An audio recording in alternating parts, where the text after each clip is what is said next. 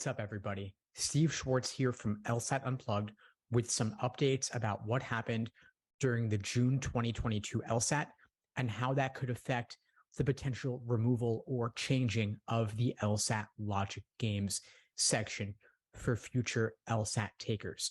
Before I get into everything, please do me a favor, like this video, leave a comment, and subscribe to the channel if you haven't done so already. It really helps with that YouTube algorithm. So anyway, back to what happened on the June LSAT.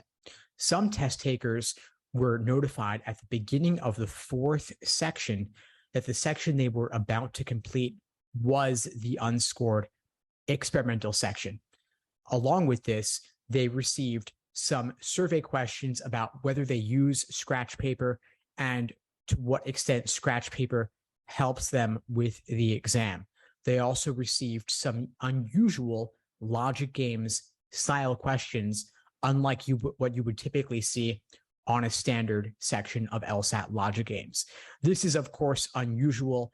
LSAC never tells you which section is the unscored experimental section during the exam. People might discuss this online later after the fact, but of course, you typically walk out of LSAT test day not really knowing immediately which section was, in fact, that unscored experimental section. Now, why was LSAC asking about scratch paper? Why were they using unique logic games style questions that do not typically fit the mold of your standard logic games? Because usually on the experimental section, the questions you see are virtually indistinguishable from standard sections of games, reasoning, or reading comprehension. The reason we have to backtrack, let's go back to 2017 when a blind test taker, Angelo Bino, sued the Law School Admission Council, saying that he was an unfair disadvantage when it came to performing well on the LSAT because he could not do well on logic games relative to the standard test taker. I mean, think about it. Try doing logic games without being able to use scratch paper or benefit from diagramming. It's going to be quite difficult. So Mr. Bino certainly had a point. And in fall 2019, Bino settled with the Law School Admission Council, who at the time agreed to complete research and development into a new version of the LSAT without the current logic games section.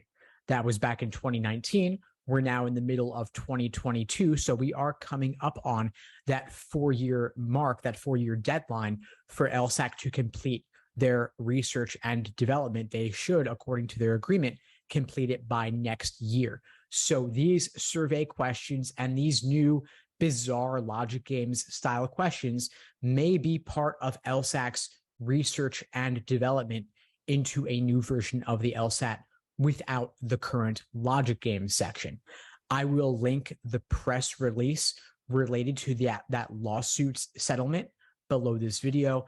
I will also link a video I did in the past that went into more depth about what exactly happened in that lawsuit, what that settlement looks like, and what that might mean for future LSAT test takers. Of course, at the time of this recording, we are still in June 2022. I imagine many of you watching or listening to this right now will be taking the LSAT sometime in the next 6 to 12 months. So you may be wondering, will you need to do the LSAT with the current logic games section?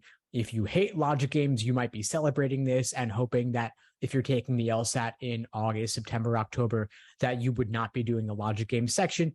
If you love logic games, maybe you're worried they might be going away soon. Everyone, please chill out for a minute.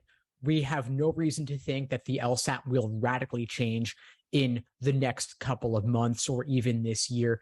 LSAC moves quite slowly and deliberately, and so it may be a significant period of time before we see a new version of the LSAT on the scored sections, the ones that matter, the ones that count, without the current logic games section.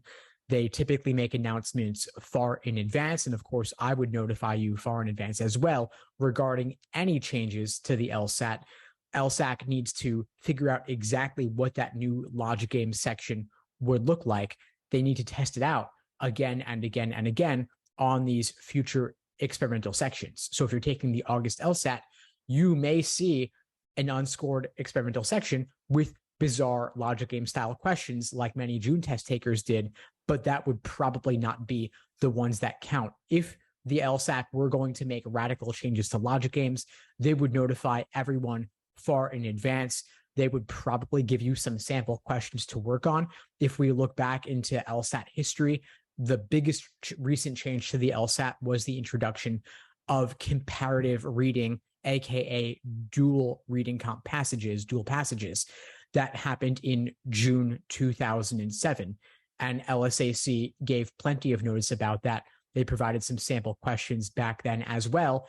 And that wasn't nearly as big a change as what we will likely see with logic games being removed. I mean, if you think, or being changed, if you think about it, if they want to make a new version of logic games that does not require diagramming, or at least does not put those unable to benefit from diagrams like blind test takers at a significant disadvantage, they will probably give plenty of notice, since that would be quite a significant change. So if you are currently studying for the LSAT, if you are planning to take the LSAT anytime, at least in the next 3 to 6 months, I would expect you will be taking it with the current LSAT logic games section, which means that you should keep studying logic games. This is not an excuse to put logic games aside. If you are thinking about whether to take the LSAT in the next couple of years, sooner versus later, and you like logic games, I would recommend take it now, take it soon with the current logic games section, where you will have nearly 400 released LSAT logic games to study and to practice. And even if you don't like logic games, please know that they are typically, in my experience, the most learnable and even the most perfectible section. I know they seem intimidating at first, especially for those of us who don't have strong math backgrounds, including myself. I personally was not good at math, and I struggled a lot with logic games at the beginning. It ended up being one of my best sections. It is much easier for most people to perfect logic games because it doesn't have the same sort of perceived ambiguities of language that you see in logical reasoning and reading comprehension. Regardless, again, folks, I will keep you updated of any changes well in advance, as will LSAC. That's all for now. If you found this video helpful, please do me a favor, like this video, leave a comment, and subscribe to the channel if you haven't done so already. It really helps with that YouTube algorithm. Anyway, folks, again, that's all for now. All the best. Take care. Thanks for tuning into the show. Please subscribe if you haven't done so already to be notified of new episodes as I release them. And feel free to reach out if you need anything at all as you move forward with your prep. I'm happy to help however I can. In the meantime, I wish you all the best and take care.